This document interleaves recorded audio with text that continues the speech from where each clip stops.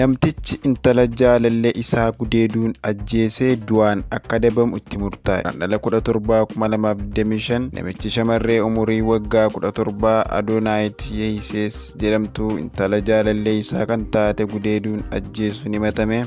Murtoo du'aan akka adabamu itti murtaa'e. Yakki kun magaalaa Finfinnee kutaa magaalaa Araadaa Aanaa 8tti namni Mikaa'el Shimallis jedhamu intala jaalallee isaa kan taate Adonaayit gudeede. Gaafa fulbaana 19/2017 immoo maaliif gudeeddii kana poolisiif himtee himata bante jechuun cuubeen bakka 16 waraanee ajjeesuun himame. Yakki kun magaalaa Finfinnee kutaa magaalaa Araadaa Aanaa 8tti kan raawwatame yoo ta'u, namni Mikaa'el Shimallis jedhamu jaalallee isaaf mucaa kan taate Adonaayit gudeede yeroo garaagaraatti gudeedaa ture. Gaafa fulbaana 19/2017 immoo maaliif gudeeddii kana poolisiif himtee himata bante jechuun cuubeen bakka 16 waraanee ajjeesuun himame. Uummataan to'annaa jala erga oolee boodas qorannoo poolisiin geggeesse. Himatamaan kun bara 2005 hanga 2007tti yeroo shamarreen kun umurii ganna 10 turte waamee suuqiitti si erga jechuun irra deddeebiin gudeedaa akka ture irra gahame.